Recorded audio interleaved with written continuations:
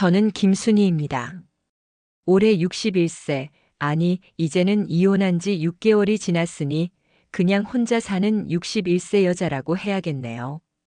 제가 어떻게 30년 결혼 생활을 한순간에 날려버리게 되었는지 그 끔찍한 이야기를 들려드리려고 합니다.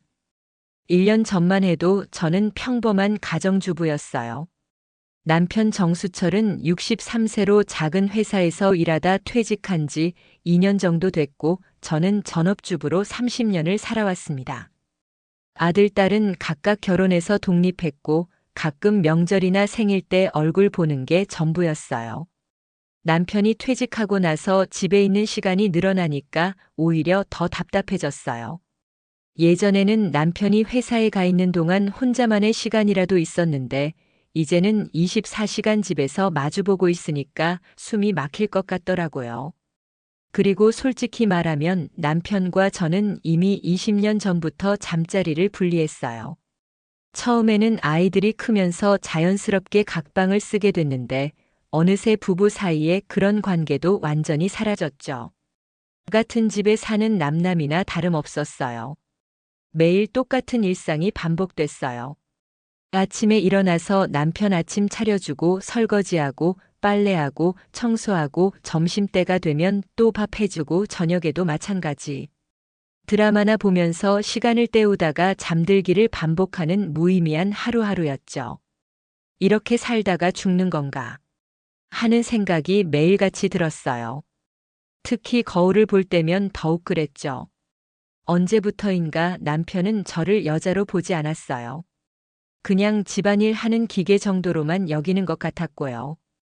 그러던 어느 날 아파트 우편함을 확인하러 내려갔다가 알록달록한 전단지 하나를 발견했어요. 묻지마 관광. 새로운 만남과 즐거운 시간을 드립니다. 당일치기 3만 원으로 떠나는 특별한 여행. 중년의 외로움을 달래드립니다. 처음에는 그냥 일반적인 관광 광고인 줄 알았어요. 하지만 전단지를 자세히 보니 뭔가 다른 느낌이었어요. 사진에는 중년 남녀들이 버스 안에서 즐겁게 웃고 있는 모습이 있었고 뒷면에는 새로운 인연을 찾아보세요. 잊었던 설렘을 되찾아드립니다. 같은 문구들이 적혀 있었거든요. 설마 그런 뜻은 아니겠지 하면서도 마음 한구석에서는 묘한 호기심이 생겼어요. 전화번호를 휴대폰에 저장해 두고는 며칠 동안 고민했죠. 그러던 중 남편과 또 사소한 일로 다투게 됐어요. 밥이 너무 짜다. 집안 정리도 제대로 안 돼 있다. 너는 하루 종일 집에서 뭘 하고 사냐? 이런 잔소리를 들으면서 문득 화가 치밀어 올랐어요. 30년 동안 이 남자를 위해 살아왔는데 고마운 줄은 모르고 잔소리만 해대는 게 정말 싫었거든요. 그날 밤 남편이 잠든 후에 저는 결심했어요. 그 전단지의 전화번호로 전화를 걸어보기로 한 거죠. 안녕하세요. 즐거운 동행 묻지마 관광입니다. 전화를 받은 여직원의 목소리는 밝고 친절했어요. 혹시 묻지마 관광이 어떤 건지 궁금해서 전화드렸는데요. 아, 처음이시군요. 저희는 중년분들을 위한 특별한 당일치기 관광을 운영하고 있어요. 혼자 오셔도 되고 새로운 분들과 만나실 수도 있고요. 버스 안에서도 즐거운 시간 보내실 수 있도록 다양한 프로그램을 준비했어요. 다양한 프로그램이요? 네, 노래방도 있고 간단한 게임도 하고 맛있는 간식과 음료도 제공해드려요. 그리고 무엇보다 좋은 분들과 친해지실 수 있어요. 뭔가 일반적인 관광과는 다른 느낌이었지만 궁금증이 더 커졌어요. 이번 주 토요일에 자리가 있는데 한번 체험해 보시겠어요? 첫 참가는 특별 할인으로 2만 원만 받아요. 결국 저는 토요일 참가를 신청했어요. 남편에게는 친구들과 온천 여행 간다고 거짓말했죠. 토요일 아침 약속 장소인 지하철역 앞에 도착했을 때 제 예상과는 완전히 달랐어요. 참가자들은 대부분 40대 후반에서 60대 초반의 중년들이었는데 여자분들은 다들 화장을 진하게 하고 젊어 보이려고 노력한 차림새였고 남자분들도 평소보다 멋을 부린 모습이었어요. 버스에 올라타자마자 분위기가 심상치 않다는 걸 느꼈어요. 좌석은 남녀가 번갈아 앉도록 배치되어 있었고 제 옆에는 50대 중반으로 보이는 남자분이 앉았어요. 처음 오셨어요? 저는 박영수라고 합니다. 네, 처음이에요. 김순이라고 해요. 버스가 출발하자마자 가이드가 마이크를 들고 말했어요.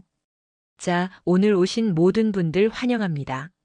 오늘은 즐거운 하루 되시라고 특별한 프로그램을 준비했어요. 먼저 서로 인사부터 나눠볼까요? 옆분과 악수하면서 자기소개 해보세요. 박영수 씨가 먼저 손을 내밀었어요. 20년 만에 처음으로 남편이 아닌 다른 남자와 악수를 하는 순간이었죠. 묘하게 심장이 뛰었어요. 부인은 정말 젊어 보이시네요. 40대 후반 정도로 보이는데 감사해요. 과찬이세요. 이런 말을 들은 것도 정말 오랜만이었어요. 남편은 언제부터인가 제 외모에 대해서는 아무 말도 하지 않았거든요. 버스 안에서는 계속해서 노래방이 이어졌어요. 중년들이 좋아할 만한 트로트와 옛날 가요들이 흘러나왔고 사람들은 하나둘씩 마이크를 잡고 노래를 불렀어요. 그리고 술도 나왔어요. 맥주부터 시작해서 소주까지. 처음에는 어색해서 가만히 있었는데 박영수 씨가 계속 말을 걸어주고 배려해주니까 점점 마음이 열리기 시작했어요. 순희 씨도 한 곡 불러보세요. 목소리가 좋으실 것 같은데? 아니에요. 저는 노래를 못해요. 괜찮아요. 여기는 실력을 보는 곳이 아니라 즐기는 곳이에요. 결국 저도 마이크를 잡고 노래를 불렀어요. 사람들이 박수를 쳐주고 잘한다, 목소리가 좋다 하는 소리를 들으니까 기분이 정말 좋아지더라고요. 술이 조금씩 들어가면서 분위기는 더욱 무르익었어요. 사람들은 자연스럽게 어깨동무를 하고 옆 사람과 손을 잡고 노래를 부르기 시작했어요. 박영수 씨도 제 손을 살짝 잡았어요. 순희 씨 손이 참 부드럽네요. 그 순간 온몸에 전기가 흐르는 것 같았어요. 20년 만에 느끼는 다른 남자의 터치였거든요. 놀라서 손을 빼려고 했는데 왠지 모르게 그러고 싶지 않았어요. 목적지에 도착해서는 간단한 관광을 했지만 사실 관광은 부차적이었어요. 중요한 건 버스 안에서의 시간이었죠. 돌아오는 길에는 더욱 분위기가 달아올랐어요. 순희 씨, 정말 매력적이세요. 남편분이 부럽겠어요. 그런 말씀 마세요. 저희 남편은 저를 여자로 안 봐요. 그럴 리가요. 이렇게 아름다운 분을. 박영수 씨는 제 어깨에 손을 올렸어요. 처음에는 깜짝 놀랐지만 술 기운도 있고 해서 그냥 두었어요. 아니, 사실은 좋았어요. 정말 오랜만에 느끼는 남자의 관심이었거든요. 혹시 다음에 또 오실 거예요? 글쎄요. 생각해 볼게요. 하지만 마음속으로는 이미 결정하고 있었어요. 이런 기분을 다시 느끼고 싶다고요. 집에 돌아와서 남편이 어디 갔다 왔냐고 물었을 때 친구들과 온천 갔다 왔다고 대답했어요. 거짓말이었지만 전혀 죄책감이 들지 않았어요. 오히려 신나고 기분이 좋았거든요. 그날 밤 잠자리에 누워서도 계속 박영수 씨가 생각났어요. 그의 따뜻한 손길, 나를 바라보던 눈빛, 매력적이다라고 해준 그 말이 계속 머릿속을 맴돌았어요. 일주일 후 저는 다시 묻지마 관광에 참가했어요. 이번에는 박영수 씨 말고 다른 남자분과 짝이 됐는데 그분도 저에게 관심을 보여주더라고요. 순희 씨는 정말 품이 있어 보이세요. 어떻게 관리하시길래 이렇게 젊어 보이세요? 이런 말들을 들을 때마다 가슴이 뛰었어요. 집에서는 절대 들을 수 없는 말들이었거든요. 두 번째 참가에서는 좀 더 대담해졌어요. 버스 안에서 남자분과 자연스럽게 어깨를 기대기도 하고 손을 잡고 있는 시간도 더 길어졌어요. 그리고 그날은 관광지에서 점심을 먹을 때도 그분과 나란히 앉아서 이야기를 많이 나눴어요. 순희 씨, 혹시 시간 되시면 다음에 따로 만나 뵐 수 있을까요? 조용한 곳에서 차라도 한잔하면서 이야기 나누고 싶어요. 그 순간 가슴이 쿵 내려앉았어요. 이건 단순한 관광이 아니라는 걸 확실히 깨달았거든요. 하지만 거절하지 않았어요. 오히려 설레었어요. 생각해 볼게요. 집에 돌아와서도 그 남자분 생각이 계속 났어요. 20년 동안 잊고 있던 감정들이 다시 살아나는 것 같았어요. 거울을 보면서 나도 아직 여자구나 하는 생각이 들었어요. 그 다음 주에는 세 번째 참가를 했어요. 이번에는 박영수 씨와 다시 짝이 됐는데 그가 더욱 적극적으로 나왔어요. 순희 씨, 저 정말 순희 씨가 좋아요. 이런 말하면 부담스러우실까요? 아니에요. 저도. 그날은 관광지 숙박시설에서 점심을 먹었는데 박영수 씨가 잠깐 방에서 쉬었다가 가면 어떠냐고 제안했어요. 머리로는 안 된다는 걸 알았지만 몸이 먼저 반응했어요. 잠깐만요. 방에 들어가자마자 박영수 씨가 저를 안았어요. 20년 만에 느끼는 남자의 품이었어요. 온몸이 떨렸지만 싫지 않았어요. 오히려 이런 감정이 아직 제 안에 남아있다는 게 신기했어요. 순희 씨, 정말 아름다워요. 그날 우리는 선을 넘었어요. 30년 결혼 생활에서 남편이 아닌 다른 남자와의 첫 번째 바람이었죠. 죄책감이 들어야 했는데 오히려 해방감이 더 컸어요. 이건 바람이 아니야. 나를 찾아가는 과정이야. 스스로에게 그렇게 말하며 합리화했어요. 그 이후로 묻지마 관광은 제 삶의 전부가 되었어요. 일주일에 한 번이던 것이 두 번, 세 번으로 늘어났어요. 매번 다른 남자들과 만나고 그들의 관심을 받는 것이 마약처럼 중독적이었거든요. 순희 씨는 정말 섹시해요. 이런 매력적인 여자는 처음 봐요. 나이가 믿어지지 않아요. 이런 말들을 들을 때마다 하늘을 나는 기분이었어요. 집에서는 절대 들을 수 없는 말들이었으니까요. 점점 더 대담해졌어요. 버스 안에서의 스킨십은 더욱 과감해졌고 가끔은 관광지가 아닌 다른 곳에서 개인적으로 만나기도 했어요. 모텔에서 만나는 일도 생겼고요. 하지만 문제는 돈이었어요. 한 번 참가할 때마다 3만 원씩 드는데 일주일에 3-4번 가다 보니 월 30만 원에서 50만 원까지 나가게 된 거예요. 저희 집 형편으로는 감당하기 어려운 금액이었죠. 처음에는 제 용돈에서 빼서 충당했어요. 그 다음에는 생활비에서 조금씩 빼기 시작했고요. 하지만 그것도 한계가 있었어요. 요즘 생활비가 왜 이렇게 많이 나가? 남편이 의심스러워하기 시작했어요. 물가가 많이 올랐잖아요. 시장값이 예전 같지 않아요. 거짓말에 거짓말을 보태야 했어요. 그리고 급기야는 남편 지갑에 손을 대기 시작했어요. 처음에는 10,000원, 2만 원씩 조금씩 가져갔어요. 남편이 술 마시고 들어온 날 밤에 지갑을 뒤져서 돈을 빼는 거예요. 가슴이 쿵쾅거렸지만 묻지마 관광에 가고 싶은 마음이 더 컸어요. 여보, 내 지갑에 돈이 자꾸 없어지는 것 같은데? 그래요? 술 드시고 다니시니까 어디선가 떨어뜨리신 게 아닐까요? 점점 더 정교한 거짓말을 만들어내야 했어요. 그리고 가져가는 돈의 액수도 점점 커졌어요. 5만 원, 10만 원씩 가져가게 되었죠. 심지어는 남편이 잠든 사이에 그의 통장에서 돈을 빼기도 했어요. 현금카드 비밀번호를 알고 있었거든요. 새벽에 몰래 나가서 ATM에서 돈을 뽑아오는 일까지 했어요.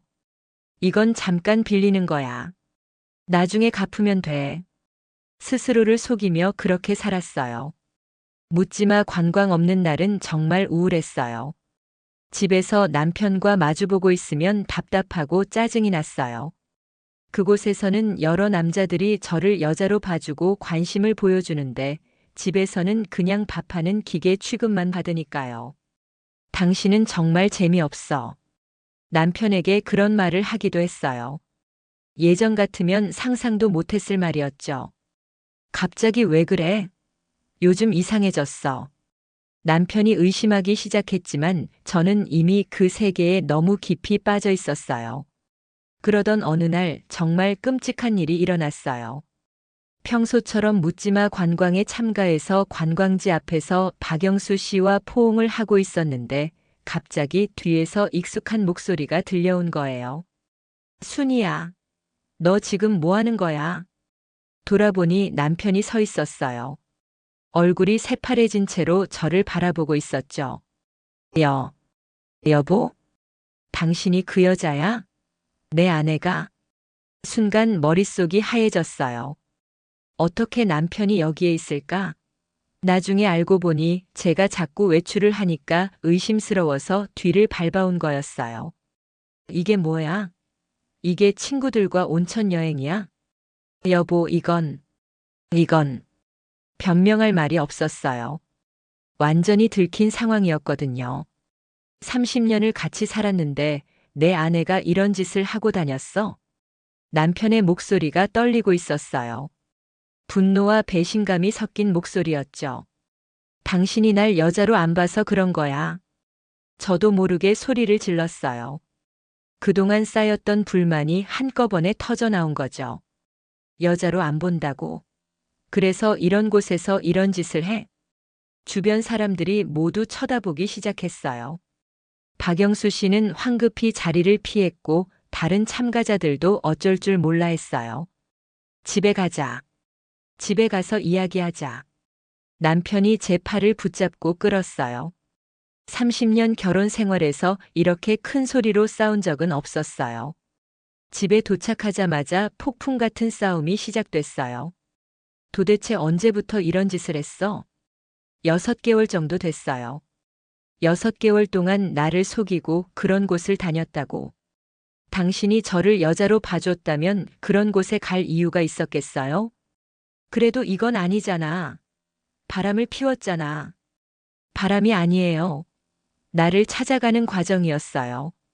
하지만 남편은 들으려 하지 않았어요. 그럼 그동안 없어진 돈들도 다 그 때문이야? 그건 내 지갑에서 돈 가져간 것도 통장에서 돈 뺀 것도 다 그것 때문이지. 모든 게 들켜버렸어요. 더 이상 숨길 수가 없었죠. 얼마나 썼어? 도대체 얼마나 썼다고? 계산해보니 6개월 동안 거의 200만 원 가까이 쓴 것 같았어요. 남편 월급의 2달치에 해당하는 돈이었죠. 미쳤어? 정말 미쳤어. 200만 원을 그런데 썼다고. 저도 살 권리가 있어요. 30년 동안 당신만을 위해 살았는데. 살 권리가 있다고 바람 피우고 도둑질해도 된다고. 그날 밤은 정말 지옥 같았어요.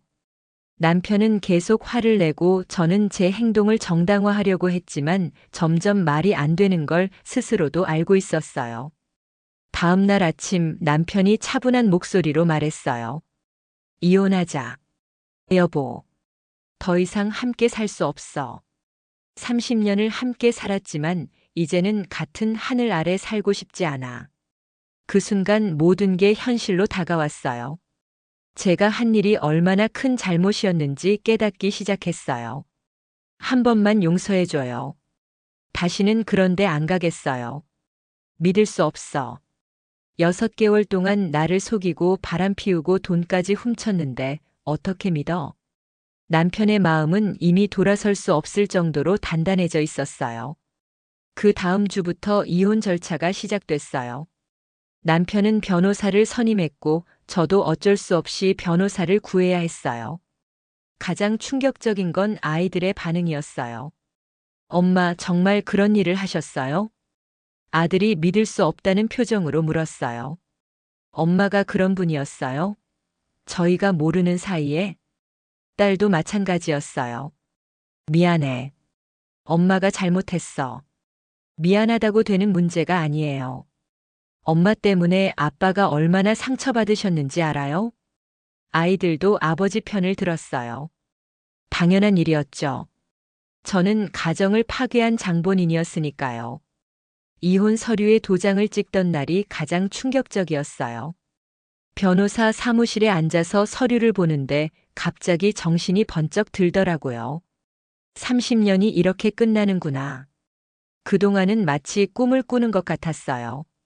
내가 정말 그런 짓을 했나 싶을 정도로 비현실적이었죠. 하지만 이혼 서류는 차가운 현실이었어요. 집도 남편이 가져가고 저는 전세금 일부만 받기로 했어요. 도장을 찍는 순간 눈물이 한꺼번에 터져 나왔어요. 내가 뭘 한 거지? 이제 혼자 작은 원룸에서 살고 있어요. 동네 마트에서 계산원으로 일하며 근근히 생활하고 있죠. 60세에 새로 일자리를 구하는 게 쉽지 않더라고요. 가끔 밤에 혼자 있으면 그때 일이 생각나요. 묻지마 관광에서 느꼈던 그 짜릿함, 남자들의 관심, 잊었던 여성으로서의 감정들. 그 순간의 짜릿함이 뭐가 그리 좋다고 인생을 통째로 걸었을까요? 지금 생각해보면 그 사람들 중에 진짜 저를 좋아한 사람은 아무도 없었어요. 다들 그냥 쉬운 상대를 찾고 있었을 뿐이죠. 저처럼 외로운 중년 여성들을 상대로 잠깐의 재미를 추구하는 사람들이었어요. 남편이 재미없다고 불평했지만 그래도 30년을 함께한 동반자였는데, 정수철은 말수가 적고 로맨틱하지 못한 사람이었지만 그래도 성실했어요. 30년 동안 바람 한 번 피우지 않고 가족을 위해 묵묵히 일했던 사람이었죠. 그런 사람을 배신한 거예요. 이제 와서 후회해도 소용없어요. 시간은 되돌릴 수 없으니까. 가끔 전화를 걸고 싶어져요. 미안하다, 한 번만 용서해달라고 말하고 싶어요. 하지만 그럴 수 없다는 걸 알아요. 그 사람에게는 이미 저는 없는 사람이 되었으니까요. 60세에 혼자가 된다는 게 이렇게 무서운 일인 줄 몰랐어요. 젊을 때 혼자 사는 것과 60세에 혼자 사는 건 완전히 달라요. 앞으로 몇 년이나 더 살아야 할지, 아플 때는 누가 돌봐줄지, 죽을 때는 누가 곁에 있어줄지.